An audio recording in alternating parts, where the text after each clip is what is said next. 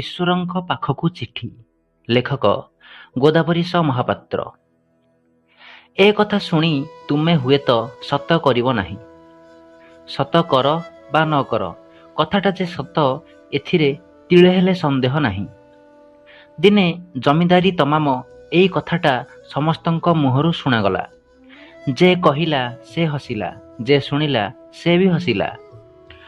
ଗଞ୍ଜାମ ଜିଲ୍ଲାର ଗୋଟିଏ ଜମିଦାରୀ, ଅତି ବଡ଼ ନୁହେଁ କି ଅତି ସାନ ନୁହେଁ।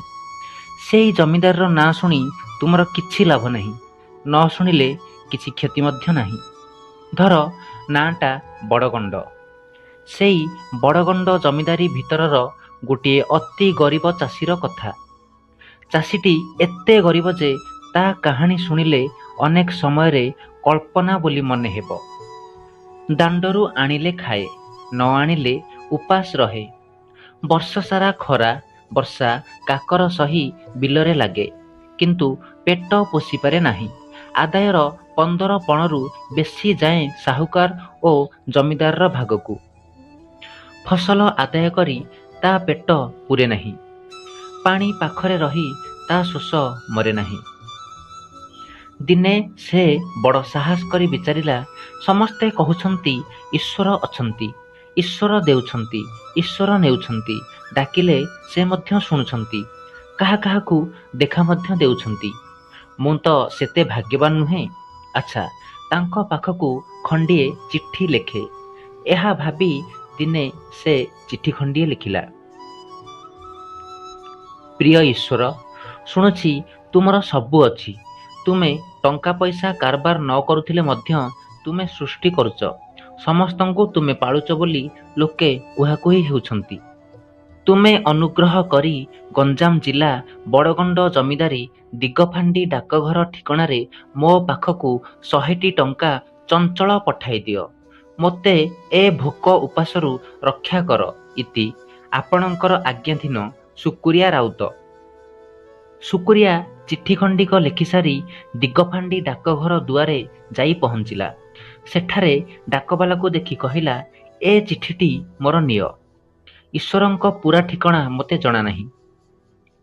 କିଏ କିଏ କହୁଛନ୍ତି ତାଙ୍କ ଠିକଣା ଗ୍ରାମ ସ୍ୱର୍ଗ, ପୋଷ୍ଟ ସ୍ୱର୍ଗ, ଜିଲ୍ଲା ବୈକୁଣ୍ଠ। ତୁମେ ଠିକ୍ ଜାଣିଥିଲେ କହ। ଡାକବାଲା ନା, ତମେ ଜାଣିଥିବ।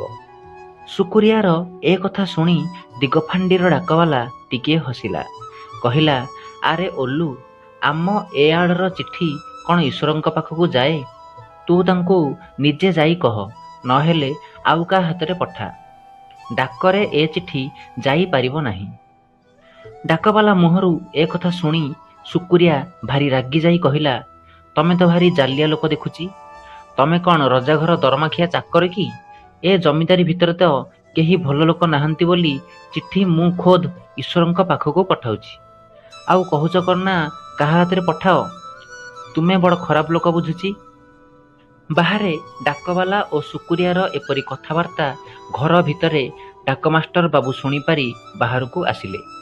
ସେ ମନେ ମନେ ହସି ଡାକବାଲାକୁ ଠାରି ଆଡ଼େଇ ଦେଇ ସୁକୁରିଆକୁ ଚାହିଁ କହିଲେ, ଆଚ୍ଛା ଶୁଣ ଶୁଣ, ସେ କିଛି ଜାଣେ ନାହିଁ। ମୁଁ ଠିକଣା ଲେଖିଦେବି। ତୁମ ଚିଠି ନିଶ୍ଚୟ ଈଶ୍ୱରଙ୍କ ପାଖକୁ ପଠାଯିବ। ସୁକୁରିଆ ଖୁବ୍ ଆଗ୍ରହପୂର୍ଣ୍ଣ ଦୃଷ୍ଟିରେ ଡାକମାଷ୍ଟରଙ୍କୁ ଚାହିଁ ପଚାରିଲା, ଯିବ, ପଠାଇଦେବ? କ'ଣ ରେଜିଷ୍ଟ୍ରି କରିବ ନା ବେରିଂରେ ପଠାଇବ? ଡାକମାଷ୍ଟର ସାଙ୍ଗେ ସାଙ୍ଗେ ଉତ୍ତର ଦେଲେ, ରେଜିଷ୍ଟ୍ରି ହେବ। ରେଜିଷ୍ଟ୍ରି ନ କଲେ ତୁମ ଚିଠି କୁଆଡ଼େ ଭୁଲରେ ଯାଇପାରେ। ଦିଅ, ଚିଠି ଦିଅ। ସୁକୁରିଆର ଆନନ୍ଦର ସୀମା ରହିଲା ନାହିଁ। ସେ ଚିଠିଟି ଡାକମାଷ୍ଟରଙ୍କ ହାତକୁ ବଢ଼ାଇ ଦେଇ ପଚାରିଲା, ଆଚ୍ଛା, ଏଥିରେ କେତେ ପଇସା ଲାଗିବ? ଡାକମାଷ୍ଟର କହିଲେ, କେତେ ଲାଗିବ? ସ୍ୱର୍ଗ ତ ଏଠାରୁ ଅନେକ ବାଟ। ଏତେ ବାଟକୁ ଡାକ ଟିକେଟ ଅନେକ ଲାଗନ୍ତା। ମାତ୍ର ଈଶ୍ୱରଙ୍କ ପାଖକୁ ଯିବ ନା, ତାଙ୍କ ଚିଠିରେ ଟିକେଟ ଲାଗେ ନାହିଁ। ବିନା ଟିକେଟରେ ରେଜିଷ୍ଟ୍ରି ହୁଏ। ତେଣୁ ତୁମ ଚିଠିଟି ମାହାଳିଆ ଯିବ।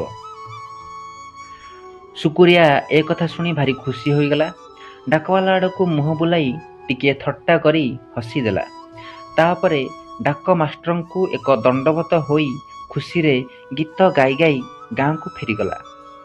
ଦିଗପାଣ୍ଡି ଡାକମାଷ୍ଟର ବାବୁଟି ଭାରି ବୁଦ୍ଧିଆ ଲୋକ। ସେ ଶୁକୁରିଆର ଚିଠି ଖଣ୍ଡିକ ବଡ଼ଗଣ୍ଡ ରାଜାଙ୍କ ପାଖକୁ ପଠାଇଦେଲେ। ରଜାଙ୍କ ଦରବାରରେ ଚିଠି ପଢ଼ାଗଲା।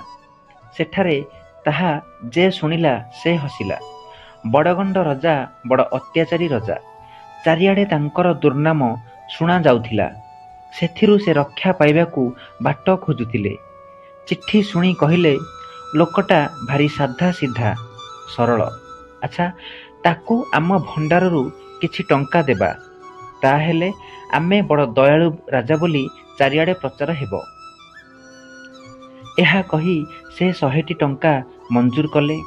ଏଥିରେ ମନ୍ତ୍ରୀ ଓ ପାଖ ଲୋକେ ଆପତ୍ତି ଉଠାଇ କହିଲେ, 100 ଟଙ୍କା ବେଶୀ ହୋଇଗଲା। ରଜା ତହୁଁ 50 ମଞ୍ଜୁର କଲେ। ବିଚାରିଲେ, 100 ହେଉ ବା 50 ହେଉ, ଗରିବ ପ୍ରଜାଙ୍କର ହଠାତ୍ ପ୍ରିୟ ହେବା ପାଇଁ ଏ ଗୋଟାଏ ଭଲ ବାଟ। ଏହି ଘଟଣାର 7 ଦିନ ପରେ ବଡ଼ଗଣ୍ଡ ରଜାଙ୍କ ପାଖେ ଆଉ ଖଣ୍ଡିଏ ଚିଠି ଆସି ପହଞ୍ଚିଲା। ସେହି ଚିଠି ଖଣ୍ଡିକ ସେହି ଶୁକୁରିଆ ଈଶ୍ୱରଙ୍କ ପାଖକୁ ଲେଖିଥିଲା। ସେଥିରେ ଲେଖାଥିଲା, ପ୍ରିୟ ଈଶ୍ୱର, ତୁମେ ପଠାଇଥିବା ଟଙ୍କା ପାଇ ତୁମକୁ ଧନ୍ୟବାଦ ଦେଉଛି। ତୁମେ ମୋତେ ଏଣିକି କେବେ ସାହାଯ୍ୟ କଲେ ଟଙ୍କାଟାକୁ ସିଧା ସିଧା ମୋ ପାଖକୁ ପଠାଇବ। କାରଣ ଆମର ରଜା ସବୁଥିରେ ଅଧେ ନିଜେ ରଖି ଅଧେ ରଇତଙ୍କୁ ଦିଅନ୍ତି। ଆମ ବିଲରେ ଧାନ ହେଲେ ସେ ନିଅନ୍ତି ଅଧେ, ଆମେ ନେଉ ଅଧେ। ଅଧେ ନ ନେଇ ସେ କେବେ ହେଲେ ଛାଡ଼ନ୍ତି ନାହିଁ। ଆଜି ମୁଁ ଯେଉଁ 50 ଟଙ୍କା ପାଇଲି ସେ ନିଶ୍ଚେ ଅଧେ ରଖି ଏତକ ପଠାଇଛନ୍ତି। ଆରଥର ଟଙ୍କା ପଠାଇଲା ବେଳକୁ ତୁମେ ଟିକିଏ ତଦନ୍ତ କରି ବୁଝିବ, ଆମେ ବଡ଼ଗଣ୍ଡ ଜମିଦାରର ପ୍ରଜାମାନେ ରଜାଙ୍କୁ ଅଧାକୁ ଅଧା ଭାଗ ଦେଇ କି ଦୁଃଖରେ ଅଛୁ। ଟଙ୍କା ପଠାଇଲେ ନିଜ ଲୋକ ଦେଇ ଟଙ୍କା ପଠାଇବ ସିନା, ଏ ତାଲୁକାର କାହା ହାତରେ ହେଲେ ପଠାଇବ ନାହିଁ।